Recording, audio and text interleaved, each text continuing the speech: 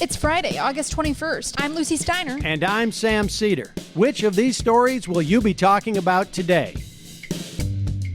Bad news for the global ecosystem that keeps us all alive. The Greenland Ice Sheet is melting faster than ever. Record tons of fresh meltwater are diluting the seas. Meanwhile, Joe Biden accepted the Democratic Party nomination to the presidency last night. His campaign tried to set expectations that he would reassure more than inspire. And lastly, Steve Bannon, the strategist behind Donald Trump's 2016 campaign, was arrested yesterday on fraud charges. Could Don Jr. be next? You are listening to Majority FM's AM Quickie, and these are the stories you need to know.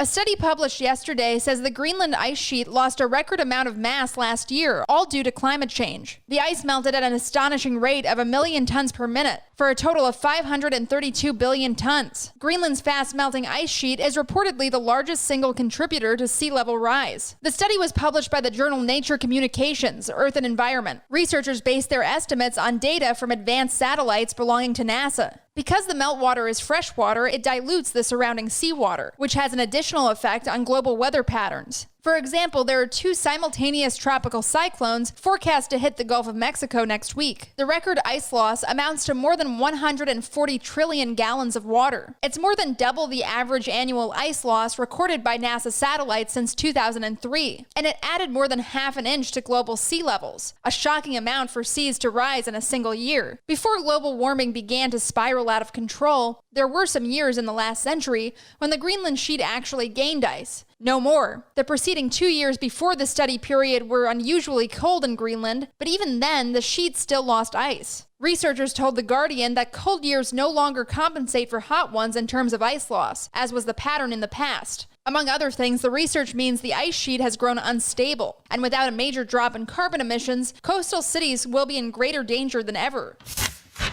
The fourth and final night of the virtual Democratic National Convention concluded with the nomination of Joe Biden to the party's presidential ticket. Prior to the night's speeches, Vermont Senator and former candidate Bernie Sanders told PBS NewsHour that he believed Biden understood what needed to be done in regards to climate change, public health, the economic crisis, and mass evictions. Sanders said, quote, "He's going to face the American people who are hurting today. He's going to face young people who want action," unquote. Later, in a taped endorsement, Sanders said Biden would keep his word and listen to others' views. Former candidates Pete Buttigieg and Mike Bloomberg also spoke last night. As it has for much of the week, the prepared programming focused on Biden's family story. Videos filled with testimonials cast him as a familiar and reassuring figure, as well as a hard worker, in contrast to Donald Trump. Biden's daughter Ashley and embattled son Hunter vouched for their dad in a pre-recorded video, before Biden the elder took his turn on the stage at Chase Center in Delaware. Biden said Trump has, quote, "cloaked America in darkness for too long," unquote. He said his first step as president would be to get the coronavirus under control, in part with the nationwide mandate to wear a mask.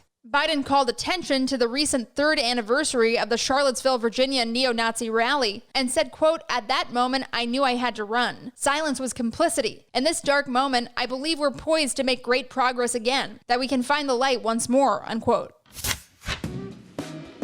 Hey, Majority.fm's AM Quickie is fueled by JustCoffee.coop. Just Coffee is a worker-owned coffee roaster based in Madison, Wisconsin that has sponsored the Majority Report for nearly a decade. Check out their collection of fair trade roasts, including our own Majority Report blend, and regardless of what you order, receive 10% off of your order when you use the code MAJORITY at checkout. All shipping, of course, is free. That's coupon code MAJORITY at JustCoffee.coop. Donald Trump's former advisor, Steve Bannon, was arrested yesterday by U.S. postal inspectors aboard a $150 million yacht off the coast of Connecticut.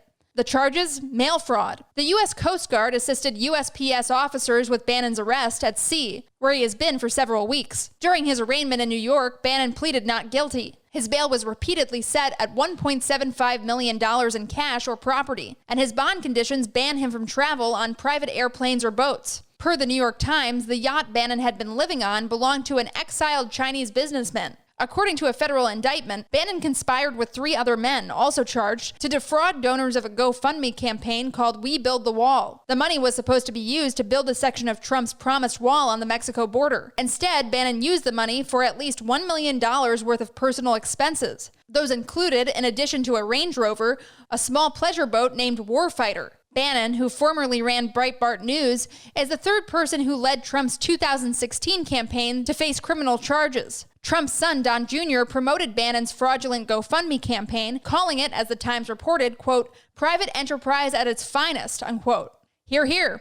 The Trump Organization attempted to distance Don Jr. from Bannon's scheme in a statement yesterday. Trump himself, asked about Bannon's arrest, at first said he knew nothing of Bannon's fundraising effort. Then he said he didn't like the project, calling it inappropriate. Apparently, Trump didn't know about Bannon's arrest ahead of time. Sad.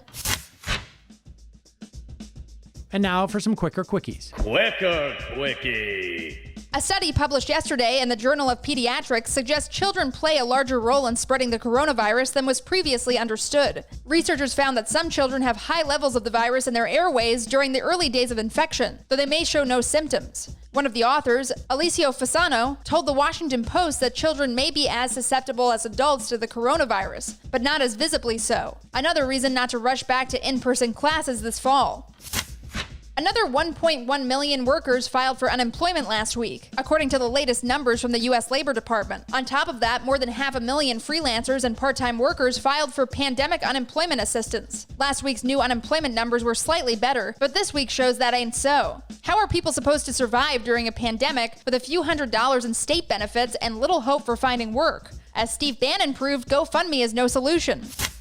A federal judge yesterday threw out a lawsuit from Donald Trump that sought to deny a subpoena for his tax records. The decision by U.S. District Judge Victor Marrero follows a Supreme Court ruling last month that found Trump is not immune from criminal investigation during his tenure as president. It's now more likely than ever that Trump will actually be forced to deliver some 8 years of tax records to Manhattan District Attorney Cy Vance Jr., who is investigating Trump's hush money payments as well as possible bank fraud.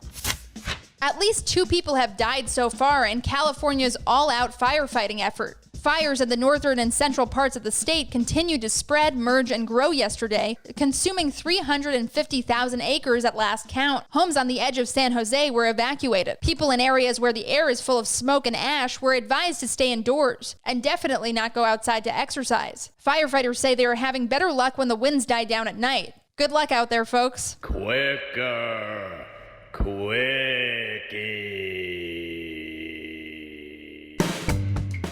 That's all for the AM Quickie today. Join us this afternoon for the Majority Report.